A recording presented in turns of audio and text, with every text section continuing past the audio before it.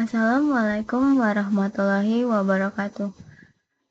Perkenalkan, nama saya Revalina Natasha Sinaga dengan NIM 240512041123. Kali ini saya akan mempresentasikan hasil proyek saya yang berjudul Prediksi Waktu Belajar, Jam Tidur, Kehadiran, dan Nilai Sebelumnya terhadap hasil ujian akhir. Langsung saja di sini kita akan membahas yaitu yang pertama latar belakang, detail dataset, tujuan, hasil dan pembahasan, kesimpulan, dan juga akan ditampilkan referensi yang saya gunakan. Pertama, latar belakang. Jadi, latar belakang dari penelitian yang saya teliti yaitu dalam era pendidikan modern, analisis berbasis data menjadi penting untuk memahami faktor-faktor yang mempengaruhi hasil belajar siswa. Nah, maka dari itu saya mengambil dataset Student Academic Performance Trends karena memiliki relevansi yang kuat dengan upaya memahami faktor-faktor yang mempengaruhi prestasi akademik siswa. Nah, setiap siswa memiliki kebiasaan belajar yang berbeda seperti durasi belajar, pola tidur, tingkat kehadiran, dan riwayat nilai sebelumnya. Nah, di dataset ini menyediakan informasi-informasi mengenai kebiasaan belajar, durasi tidur, tingkat kehadiran, serta nilai ujian sebelumnya. Nah, dengan demikian, dataset ini menjadi pilihan yang ideal untuk dianalisis menggunakan metode Multiple Linear Regression atau MLR. Jadi hubungan antara faktor-faktor tersebut dapat dianalisis secara matematis untuk memprediksi nilai ujian dan membantu pendidik mengambil keputusan berbasis data. Lalu selanjutnya, detail dari dataset. Jadi dataset yang saya ambil yaitu Student Academic Performance Trends. Ini berisi berbagai faktor yang mempengaruhi hasil belajar siswa seperti tadi jumlah belajar per hari atau hours studied, lalu rata-rata jam tidur atau sleep hours, lalu persentase kehadiran atau attendance persen, dan nilai ujian sebelumnya atau previous scores. Nah, dataset ini berisi lebih dari 20, tapi di sini saya menggunakan 50 data siswa dengan 5 variabel utama, yaitu jam belajar sebagai X1, jam tidur sebagai X2, kehadiran sebagai X3, dan nilai sebelumnya sebagai X4.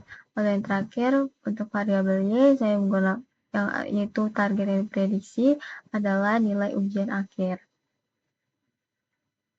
Nah, ada pula alasan saya memilih variabel-variabel tersebut.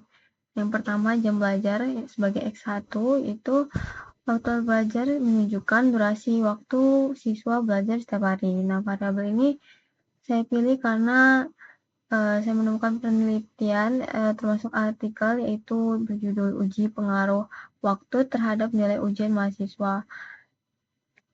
Nah, ini menunjukkan bahwa di penelitian ini menunjukkan bahwa semakin banyak waktu belajar, semakin tinggi prestasi akademik. Nah, dengan demikian, ini meyakinkan bahwa jam belajar menjadi prediktor penting untuk memodelkan skor ujian dalam dataset ini. Jadi alasannya saya ingin mengukur kedisiplinan dan usaha belajar siswa secara langsung. Lalu yang kedua, jam tidur sebagai X2, yaitu keseimbangan antara waktu belajar dan istirahat berpengaruh terhadap konsentrasi dan daya tangkap siswa. Jadi alasan saya memilih variabel ini karena saya ingin menilai dampak gaya hidup atau pola tidur terhadap performa akademiknya siswa. Lalu yang ketiga, kehadiran sebagai X3, yaitu tingkat kehadiran menggambarkan kedisiplinan dan partisipasi siswa dalam pembelajaran. Alasan saya memilih ini karena saya ingin meneliti apakah siswa yang aktif mengikuti pelajaran cenderung memiliki hasil belajar yang lebih baik. Lalu yang keempat, nilai sebelumnya sebagai X4, yaitu nilai ujian sebelumnya menunjukkan konsistensi kemampuan akademik siswa. Alasan saya untuk menjadi indikator kuat dalam prediksi nilai berikutnya, karena ini kan berhubungan langsung dengan kemampuan dasar dan pola belajarnya siswa. Lalu alasan saya memilih dataset ini karena memiliki variabel yang relevan dengan dunia pendidikan dan mudah diinterpretasikan secara statistik. Nah, juga setiap variabel memiliki hubungan yang logis yang dapat diuji dengan metode MLR ini. Lalu cocok juga untuk digunakan untuk pembelajaran penelitian dasar dalam penerapan metode MLR ini. Nah, sumber datanya dari sini saya ambil dari Kaggle karena relevan dengan konteks pendidikan. Selanjutnya tujuan. Tujuan dari penelitian ini untuk mengetahui pengaruh jam belajar, jam tidur, kehadiran, dan nilai sebelumnya terhadap nilai ujian akhir, serta membangun model prediksi nilai ujian menggunakan metode multiply linear regression atau MLR. Jadi untuk mengetahui seberapa besar sih pengaruh dari faktor-faktor tadi itu terhadap hasil ujian akhir siswa. Selanjutnya kita masuk ke hasil dan pembahasan. Nah, di sini terdapat data set atau data mentahan saya yang saya ambil dari Kaggle tadi. Di sini terdapat 50 data siswa. Ada hours studied yang sebagai X1, student hours sebagai X2, attendance percent sebagai X3, dan nilai sebelumnya sebagai X4, lalu Y-nya adalah nilai ujian akhir.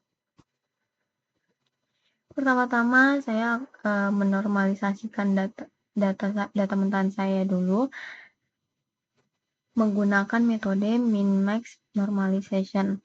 Nah, tujuannya agar setiap variabel independen X1 sampai X4 memiliki rentang nilai yang sama sehingga tidak ada variabel yang mendominasi hasil regresi. Karena pada data mentahan saya rentangnya cukup jauh, maka dari itu saya melakukan normalisasi data. Setelah normalisasi data, saya melakukan perhitungan terhadap berbagai hasil kali antar variabel seperti X1 kuadrat hingga Y kuadrat, serta kombinasi antar variabel seperti ini, yaitu X1 kali Y hingga X4 kali Y, lalu X1 kali X2 hingga X3 kali X4. Nah, di sini sudah lengkap 50 datanya, 50 data perhitungannya. Nah, langkah ini itu digunakan untuk menyusun persamaan normal regresi linear berganda yang menjadi dasar perhitungan koefisien. Nah, setelah hasil perhitungan sebelumnya tadi, kita akan membentuk sistem persamaan linear yang mewakili hubungan antara variabel X dan Y. Nah, ini adalah bentuk umum persamaannya seperti ini. Jadi kita mengikuti bentuk umumnya, lalu kita susun berdasarkan data tadi, jadilah kita mendapat persamaannya seperti ini. Lalu setelah kita mendapatkan persamaannya tadi, kita lakukan eliminasi. Nah, di sini saya menggunakan metode Gauss-Jordan. Untuk mendapatkan nilai setiap koefisien, digunakan metode eliminasi Gauss-Jordan, yaitu proses penyederhanaan sistem persamaan linear dengan operasi basis elementer. Nah, setiap langkahnya dilakukan dengan hati-hati agar matriks koefisien berubah menjadi bentuk identitas sehingga diperoleh solusi akhir setiap variabel regresi. Nah, ini saya menggunakan tools yang bisa membantu mempermudah proses eliminasinya, sehingga didapatkan hasilnya sebagai berikut. Nah, ini hasil akhirnya yang didapatkan. Untuk proses eliminasinya secara lengkap ada pada laporan saya. Jadi di sini saya mencantumkan hasil akhirnya saja, yaitu berdasarkan hasil eliminasinya diperoleh persamaan regresi linear berganda sebagai berikut, yaitu Y sama dengan Y prediksi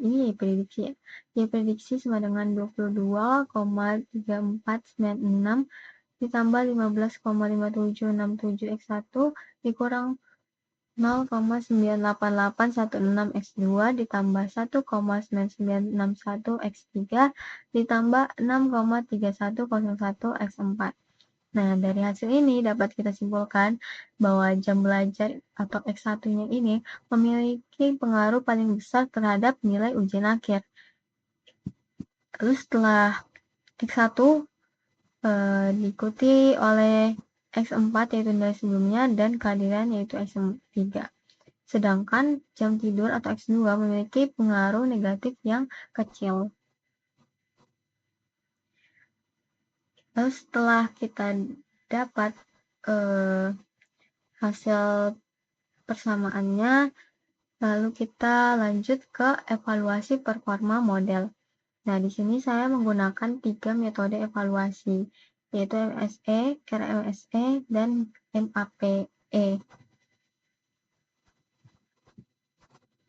Yaitu MSE adalah mean square error, MSE ini root mean square error, dan MAPE yaitu mean absolute percentage error.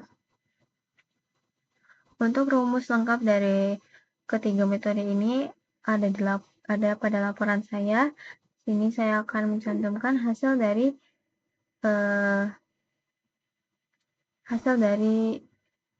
evaluasinya. Jadi didapatkan MSE-nya itu sebesar 9,8383. Nah, ini menunjukkan bahwa rata-rata selisih kuadrat antara nilai prediksi dan nilai sebenarnya sangat kecil, yang menandakan bahwa model atau metode MLR yang digunakan memiliki akurasi tinggi dan error yang sangat rendah. Lalu selanjutnya, yang kedua, nilai RMSE didapatkan sebesar 3,1366. Berarti rata-rata kesalahan prediksi hanya sekitar 3 poin dari nilai ujian sebenarnya. Nah, nilai ini tergolong sangat baik karena kesalahan prediksinya itu relatif kecil dibandingkan skala nilai ujian. Lalu yang terakhir, yang ketiga, nilai MAPE didapatkan sebesar 8,46%.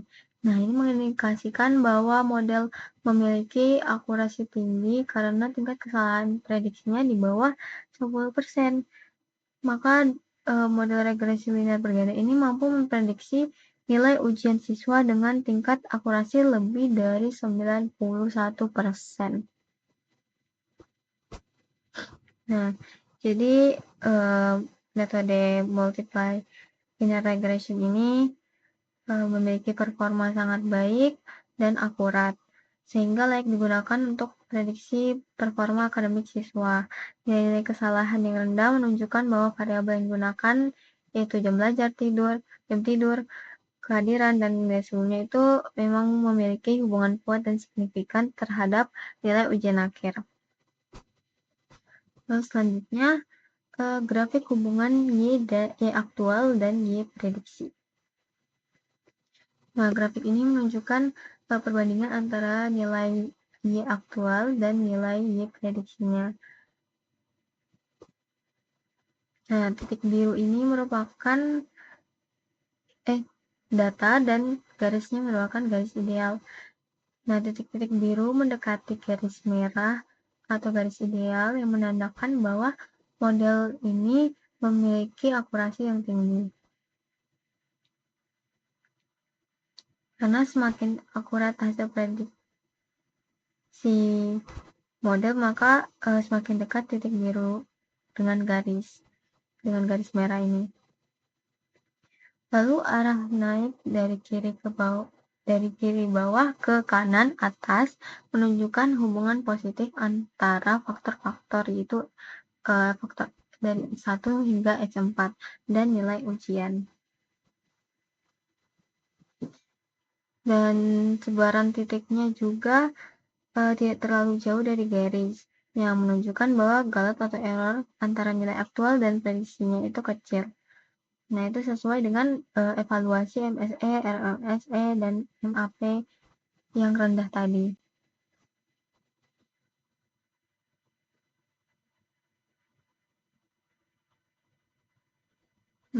Maka dapat kita simpulkan bahwa metode MLR ini mampu memprediksi nilai ujian dengan baik dan reliabel.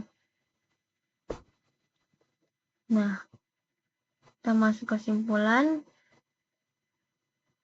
yaitu berdasarkan dari hasil analisis menggunakan metode multiple linear regression atau MLR, nah kita memperoleh bahwa faktor jam belajar dan nilai sebelumnya memiliki pengaruh paling besar terhadap nilai ujian akhir siswa, sedangkan kehadiran memberikan pengaruh positif sedang dan jam tidur memiliki pengaruh negatif kecil.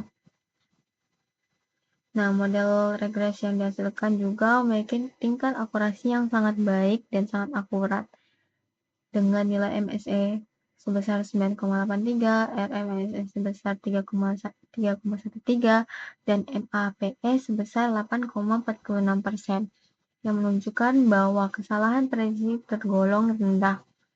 Dengan demikian, model MLR ini terbukti efektif dan reliabel untuk memprediksi performa akademik siswa, serta dapat digunakan sebagai acuan dalam memahami faktor-faktor yang mempengaruhi hasil belajar.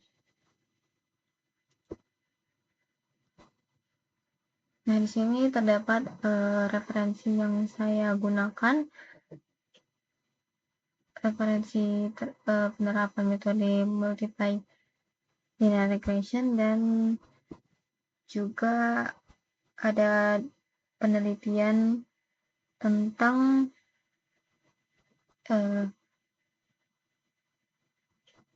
pengaruh waktu terhadap nilai ujian mahasiswa dengan metode ANOVA dan General Linear Model.